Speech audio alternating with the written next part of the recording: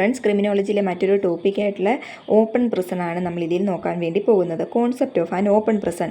Open പ്രിസണത്തിനെ എന്ത് വിളിക്കുന്നു? ഓപ്പൺ ജയിൽ എന്ന് വിളിക്കുന്നു. ഇവിടെ മിനിമം സെക്യൂരിറ്റി ഡിവൈസുകളായിരിക്കും ഇൻമേറ്റ്സിന് പ്രൊവൈഡ് ചെയ്തിട്ടുണ്ടായിരിക്കുന്നത്. അതുപോലെ തന്നെ ഇൻമേറ്റ്സിനെ റീഹാബിലിറ്റേറ്റ് ചെയ്ത് സൊസൈറ്റിയിലേക്ക് ഫൈനലി റിലീസ് ചെയ്യുക എന്നുള്ളൊരു ഉദ്ദേശമാണ് ഇവിടെ. മിനിമം സൂപ്പർവിഷൻ ആയിരിക്കും കൊടുക്കുന്നത്. പിന്നെ പെരിമീറ്റർ സെക്യൂരിറ്റി എന്ന് പറഞ്ഞാൽ അവരുടെ ആ ബൗണ്ടറി സെക്യൂരിറ്റി കാണും. പക്ഷേ അതിൻ്റെ ആ പെരിമീറ്ററിനുള്ളിൽ അവർക്ക് എവിടെ വേണേലും പോകാം, അങ്ങനൊരു കോൺസെപ്റ്റ് ആയിരിക്കും. സെല്ലുകളിൽ ലോക്ക് ചെയ്തിരിക്കുന്ന ഒരു കോൺസെപ്റ്റ് അല്ല. പിന്നെ ഇവിടുത്തെ കോൺസെപ്റ്റ് എന്ന് പറയുന്നത് സെൽഫ് ഡിസിപ്ലിൻ്റെയും അല്ലെങ്കിൽ ട്രസ്റ്റിൻ്റെയും അടിസ്ഥാനത്തിലാണ്. ഓപ്പൺ പ്രിസണിൽ പിന്നെ ഒരു ഫിലോസഫി പ്രകാരമാണ് ഇത് ചെയ്യുന്നത്. സർ അലക്സാണ്ടർ പെറ്റേഴ്സൺ പറഞ്ഞിട്ടുണ്ട്, ഒരാളെ പണിഷ്മെൻ്റായിട്ടാണ് പ്രിസണിലേക്ക് വിടുന്നത്, അല്ലാതെ അവിടെ ചെന്നിട്ടൊരു പണിഷ്മെൻറ്റിന് വേണ്ടിയല്ല.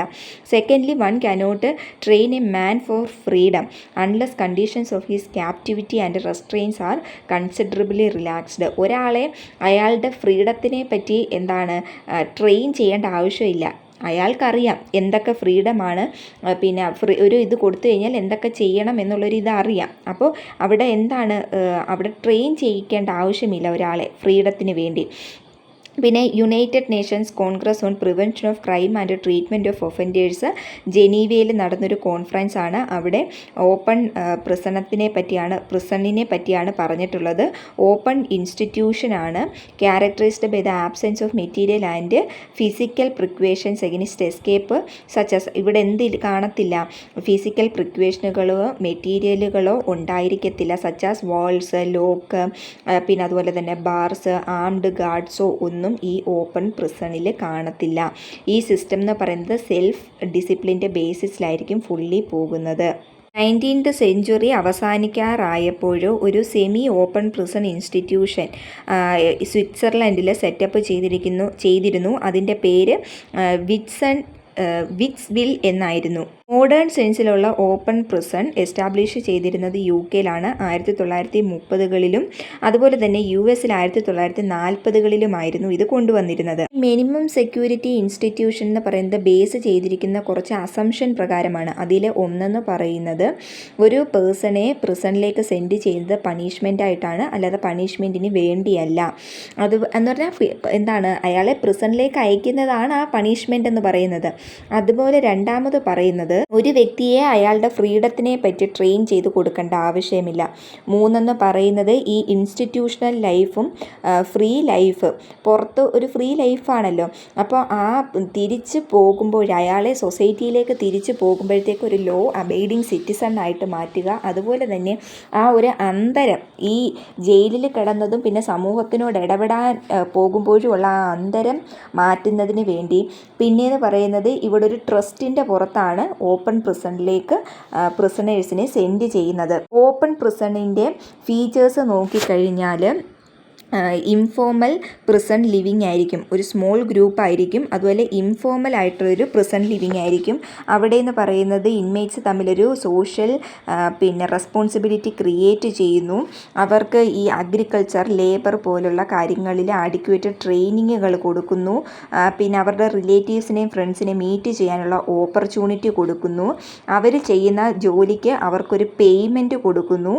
ഓപ്പൺ പ്രിസൺ മാനേജ് ചെയ്യുന്നത് ക്വാളിഫൈഡ് ആയിട്ടുള്ള പേഴ്സൺസ് അല്ലെങ്കിൽ വെൽ ട്രെയിൻഡ് ആയിട്ടുള്ള ആൾക്കാരായിരിക്കും.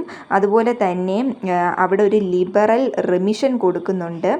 ഒരു സ്പെഷ്യൽ ഡയറ്റ് ആയിരിക്കും അവർക്ക് കൊടുക്കുന്നത്. വീക്കും സിക്ക് പേഴ്സണും സ്പെഷ്യൽ ഡയറ്റ് ആയിരിക്കും കൊടുക്കുന്നത്. അതുപോലെ allow free and close contact with സ്റ്റാഫുകളുമായിട്ട്, ജയിലിലെ സ്റ്റാഫുകളുമായിട്ട് ഫ്രീ ആൻഡ് ക്ലോസ് കോണ്ടാക്റ്റ് അവർക്ക് മെയിൻറ്റെയിൻ ചെയ്യാം. പിന്നെ avoid unduly institutional detention, unduly ആയിട്ട് നടത്തുന്ന ഇൻസ്റ്റിറ്റ്യൂഷണൽ ഡിറ്റൻഷൻ ഒഴിവാക്കാൻ വേണ്ടിയും കഴിയുന്നതാണ്. ഇനി ഓപ്പൺ പ്രിസണിൻ്റെ ബെനിഫിറ്റ്സ് എന്തൊക്കെയാണെന്ന് നോക്കിക്കഴിഞ്ഞാൽ പ്രിസണിലെ ഓവർ ക്രൗഡിങ് റെഡ്യൂസ് ചെയ്യാൻ വേണ്ടി കഴിയുന്നുണ്ട്. അതുപോലെ കൺസ്ട്രക്ഷൻ കോസ്റ്റ് ഓഫ് പ്രിസൺ എന്ന് പറയുന്നത് ലെസ് ആയിരിക്കും. പിന്നെ expense for management is lower than that of closed prison. Closed പ്രിസൺസിലേക്കാളും കുറച്ച് എക്സ്പെൻസീവ് കുറവായിരിക്കും.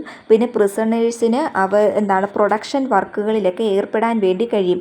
അപ്പോൾ ഒരു സ്കില്ലില്ലാത്ത ഒരാളാണ്, ഒരു ജോലിയിലും സ്കില്ലില്ലാത്തൊരു വ്യക്തിയാണ് എന്നുണ്ടെങ്കിൽ ഇവിടെ വന്നിട്ട് സ്കില്ലൊക്കെ പഠിച്ച് അയാൾ പുറത്തിറങ്ങുമ്പോൾ എന്തെങ്കിലും ഒരു ജോലി ചെയ്ത് ജീവിക്കാനുള്ളൊരു ഒരു മാർഗം പോലെയാണ് ഇവിടെ ഇത് ചെയ്യുന്നത്. അതുപോലെ തന്നെ ചെയ്യുന്ന ജോലിക്ക് പിന്നെ ഒരു എമൗണ്ട് അവർക്ക് കൊടുക്കുന്നുണ്ട്. പിന്നെ ഫസ്റ്റ് ഓപ്പൺ പ്രിസൺ ആദ്യമായിട്ട് എസ്റ്റാബ്ലിഷ് ചെയ്തത് ഉത്തർപ്രദേശിലാണ് 1952.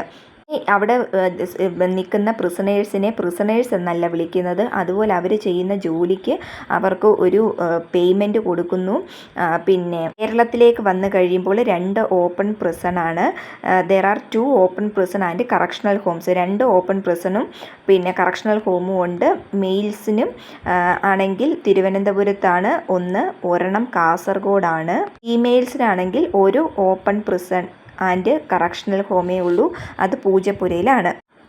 ഇന്ത്യൻ പ്രിസണിലെന്ന് പറയുന്നത് ഓവർ ക്രൗഡഡ് ആണ്. അതുപോലെ തന്നെ അവർക്ക് പലതരത്തിലുള്ള ഡിസീസുകളുണ്ട്, നോയിസ് പൊല്യൂഷൻ, സെക്യൂരിറ്റി പ്രോബ്ലംസ് ഒക്കെ ഉണ്ട്. അപ്പോൾ ഇതിൽ നിന്നൊക്കെ ഒരു മോചനമായിട്ട് അല്ലെങ്കിൽ ഇതിൻ്റെ ഒരു ഓൾട്ടർനേറ്റീവായിട്ടാണ് ഓപ്പൺ പ്രിസൺ പ്രവർത്തിക്കുന്നത്. ഓപ്പൺ പ്രിസണിൻ്റെ ബേസിക് ആയിട്ടുള്ള ഒരു ഫിലോസഫി എന്താണെന്ന് ചോദിച്ചു കഴിഞ്ഞാൽ ലേബറേഴ്സിന് ഒരു റെമ്യൂണറേഷൻ കൊടുക്കുന്നു. അതുവഴി അവരുടെ ഫാമിലിക്ക് ഒരു സപ്പോർട്ടാകുന്നു, ഫാമിലിക്ക് പൈസ അയച്ചു കൊടുക്കാൻ വേണ്ടി പറ്റും. അതുപോലെ തന്നെ ഈ പറഞ്ഞിട്ടുള്ള അവരുടെ ആ കൺഫൈൻമെൻറ്റ്, ആ ടെൻഷൻ, പിന്നെ ആ പ്രിസണിലുള്ള ടെൻഷൻ റെഡ്യൂസ് ചെയ്യാൻ വേണ്ടി അവരെ സഹായിക്കുന്നുണ്ട്. സ്വാഭാവികമായിട്ട് ഇവിടെ വരുന്ന ഒരു ക്വസ്റ്റ്യനാണ്, ഈ ഓപ്പൺ പ്രിസണിൽ ഇട്ട് കഴിഞ്ഞാൽ പ്രതികൾ ചാടിപ്പോത്തില്ലേന്ന്.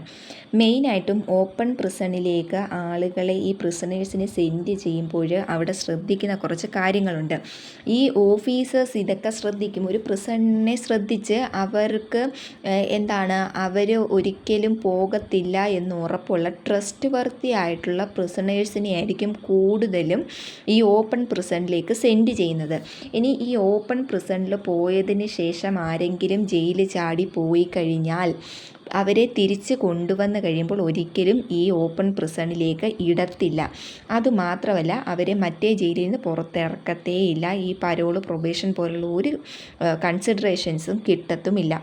ഈ ഓപ്പൺ പ്രിസണിൽ വന്ന് കുറേ നാൾ അവരെ നിരീക്ഷിച്ചതിന് ശേഷം അവർ ഓക്കെ ആണ് എന്ന് കണ്ടു കഴിഞ്ഞാൽ ചില സാഹചര്യങ്ങളിൽ അവർക്ക് ഈ പരോളും പ്രൊബേഷനും ഒക്കെ കൊടുക്കുന്ന സാഹചര്യങ്ങളും ഉണ്ടാകാറുണ്ട്. അപ്പോൾ അതുപോലെ തന്നെ റിലീസ് ആകാറായവരെ ആയിരിക്കും കൂടുതലും ഈ കുറേ നാൾ അവർ ഈ പറഞ്ഞിട്ടുള്ള പ്രിസണിൽ കിടന്നതിന് ശേഷം അവരെ വാച്ച് ചെയ്ത് അവർ ട്രസ്റ്റ് വർത്തി ആണെന്ന് കണ്ടു കഴിഞ്ഞതിന് ശേഷമായിരിക്കുമല്ലോ അവരെ ഓപ്പൺ പ്രിസണിലേക്ക് വിടുന്നത്. അപ്പോൾ ഓപ്പൺ പ്രിസണിൽ ചെന്നതിന് ശേഷം അവർ ജയിലിൽ ചാടിപ്പോയി കഴിഞ്ഞാൽ അവരുടെ ശിക്ഷയിൽ ഒരു തരത്തിലുമുള്ള ഇളവുകൾ കിട്ടത്തില്ല, അല്ലെങ്കിൽ പല പല കോൺസിക്വൻസസ് ആണ് ഉണ്ടാകുന്നത്. അതുകൊണ്ട് തന്നെ മാക്സിമം ആളുകളും ഓപ്പൺ പ്രിസണിൽ ഇട്ട് കഴിഞ്ഞാൽ അവർ ജയിലിൽ ചാടാനുള്ള ശ്രമങ്ങളും നടത്താറില്ല എന്നുള്ളതാണ് ഇതിലെ വാസ്തവം. അപ്പോൾ ഇത്രയും കാര്യങ്ങളാണ് ഓപ്പൺ പ്രിസണുമായിട്ട് പറയാനുള്ളത്. അടുത്ത വീഡിയോയിൽ കാണാം. വീഡിയോ ഇഷ്ടപ്പെട്ടെങ്കിൽ ലൈക്ക് ചെയ്യുക, ഷെയർ ചെയ്യുക, സബ്സ്ക്രൈബ് ചെയ്യുക. താങ്ക്